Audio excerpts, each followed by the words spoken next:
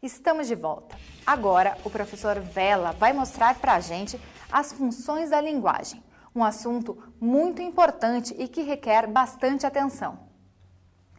Fique atento e anote o que desejar, porque chegou a hora de mais uma aula de língua portuguesa. Até daqui a pouco.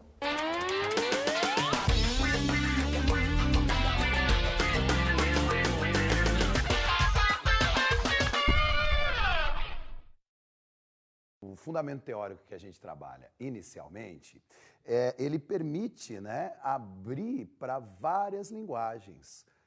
E a marca, sobretudo, do Enem é a correspondência entre diferentes linguagens, que é o que a gente faz na sequência, na parte prática. Então, uma antiga teoria, mas ainda muito válida, do linguista russo Roman Jakobson, funções da linguagem.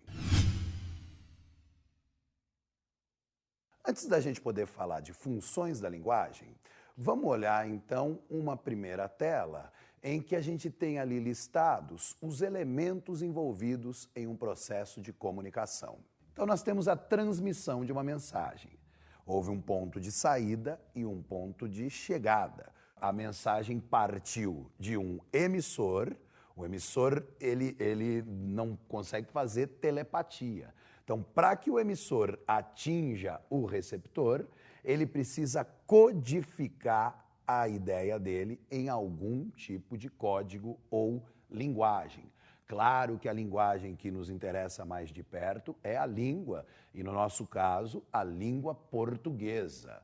Mas a língua não é a única linguagem possível. Vamos ter várias outras linguagens, linguagem visual, linguagem gestual, linguagem da pintura, da arquitetura e também nas tecnologias de informação e comunicação, linguagens de internet, os ícones de internet, tudo isso pode aparecer aqui nessa prova de linguagens e códigos. Então, o professor de português tem que, o tempo inteiro, estar fazendo correspondência entre a linguagem verbal, a língua e as várias outras linguagens. Então, o emissor aqui no nosso diagrama, ele codifica a sua ideia em uma determinada linguagem, emite a mensagem atinge o receptor.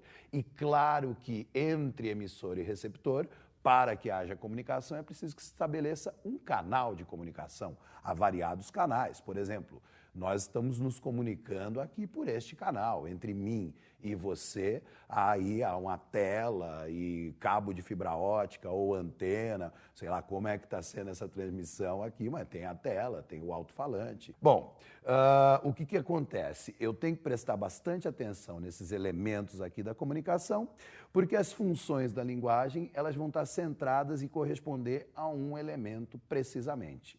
Vamos ver a primeira função da linguagem. É a função emotiva ou expressiva. A linguagem está a serviço da expressão de emoções do emissor.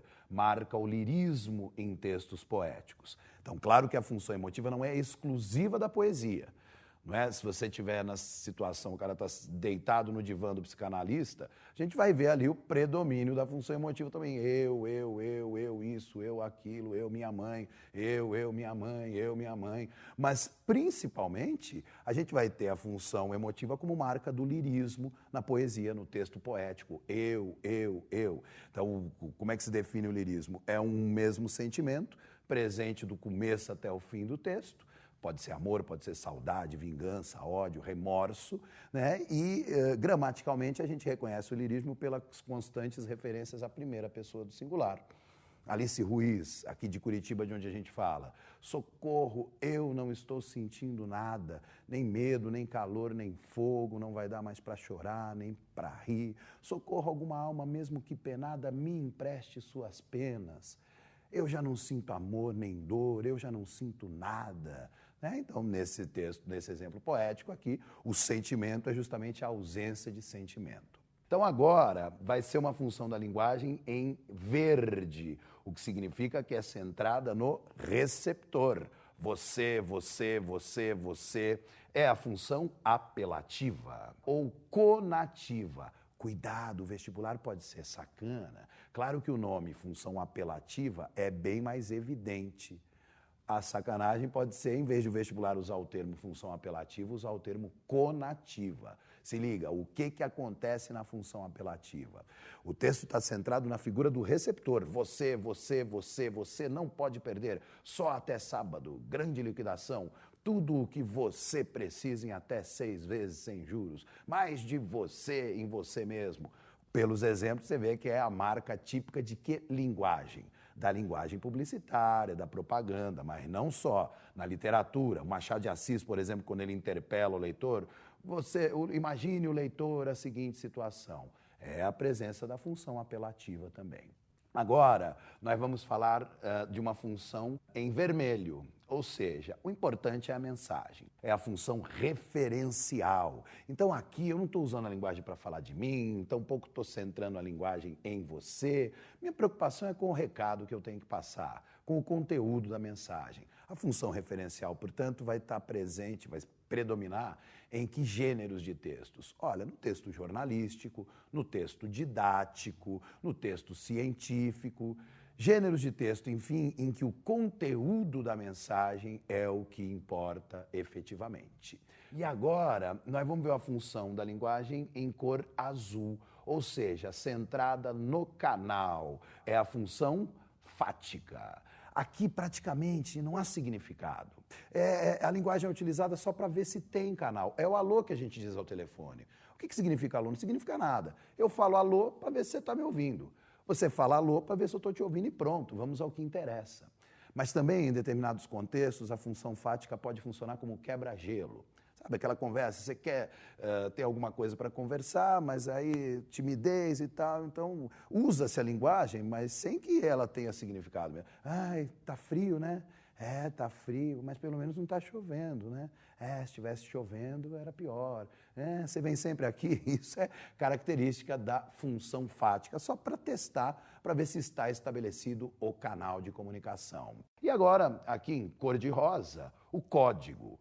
Trata-se da função poética, é a exploração das potencialidades da língua, brincar com as palavras. Pode ser brincar com a sonoridade das palavras, rimas, aliterações, pode ser brincar com o significado das palavras, os duplos sentidos, né? Esses jogos de duplo sentido que caracterizam a função poética, a exploração semântica, polissemia, duplo sentido, né? E ainda tem uma última função da linguagem, a metalinguagem. A função metalinguística consiste no seguinte: eu vou usar a linguagem para falar da própria linguagem. Então, uma aula de gramática. O professor está usando a língua portuguesa para tratar de que tema? Da própria língua portuguesa, metalinguagem. Uma tela, como por exemplo As Meninas do Velázquez, é uma pintura que mostra o pintor pintando. Então eu estou usando a linguagem da pintura para falar da própria pintura, metalinguagem.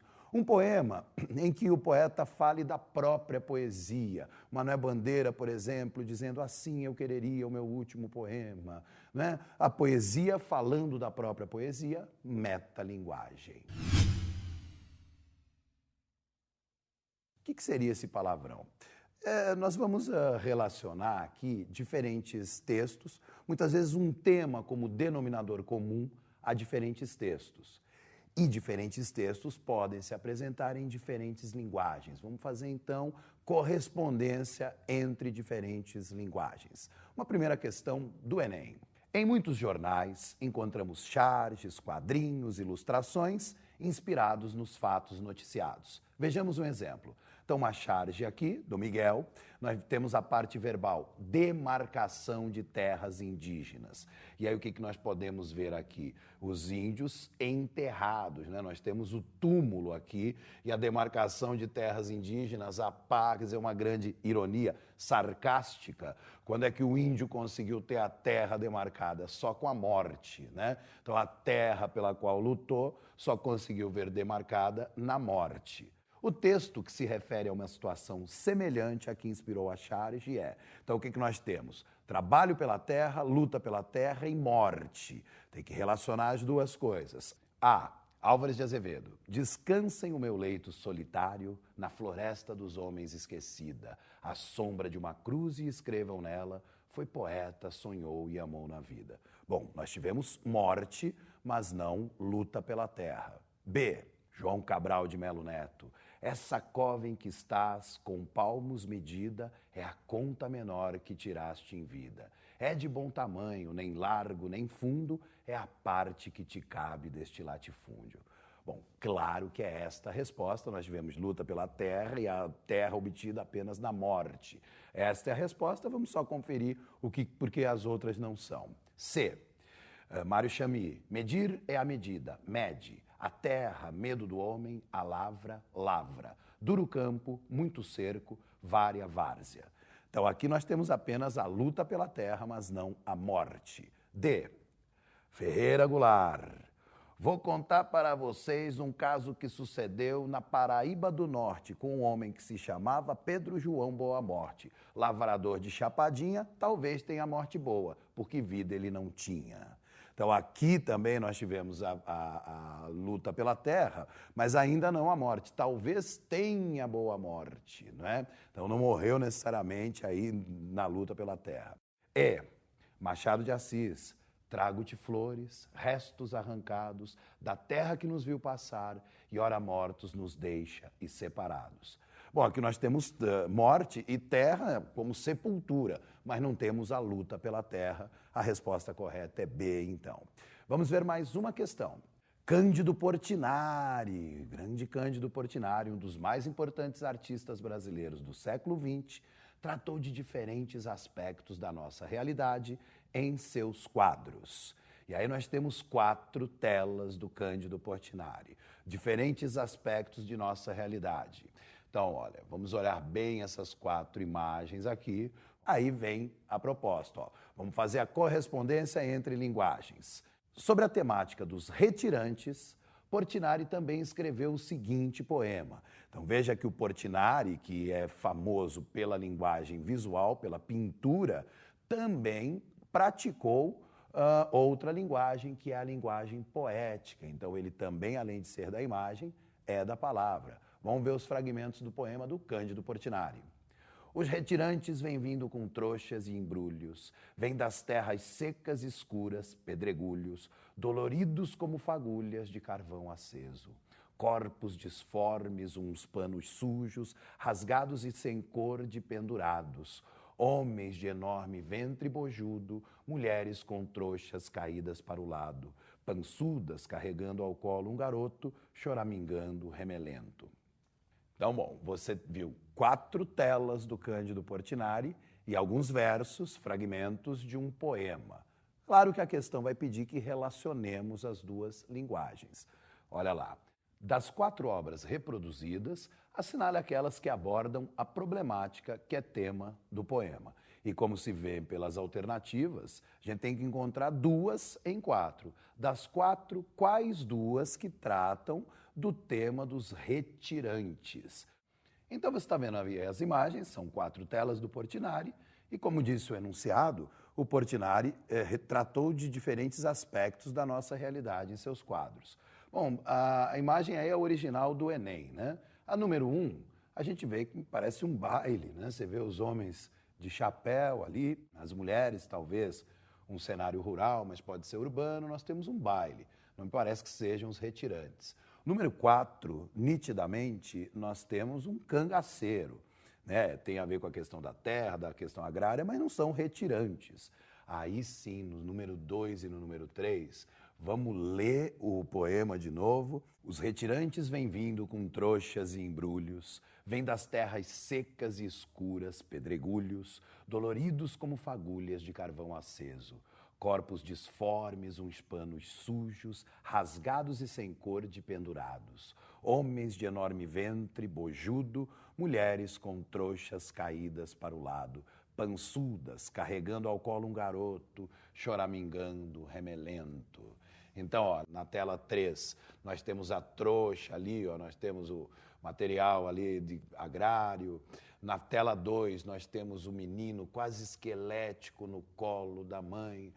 Então, entre as alternativas, como vemos, a alternativa que corresponde à resposta 2 e 3 é a resposta C. A gente, resumindo a nossa brincadeira aqui, tivemos um momento teórico, as funções da linguagem, que abre para diferentes gêneros de texto, não é? E códigos. Então, a gente viu gênero poético, gênero publicitário, jornalístico, científico, didático e códigos variados. Aí a gente aplicou isso num tipo de questão que cobra correspondência entre linguagens. Uma situação vivida numa linguagem visual e a correspondência à linguagem verbal. E a linguagem verbal pode ser poética ou pode ser jornalística. Desejo a você um bom trabalho, um bom desempenho, uma boa dose de sorte também, porque você está numa brincadeira que envolve estudo, mas envolve uma aposta, um jogo. Boa sorte e até uma próxima. Valeu!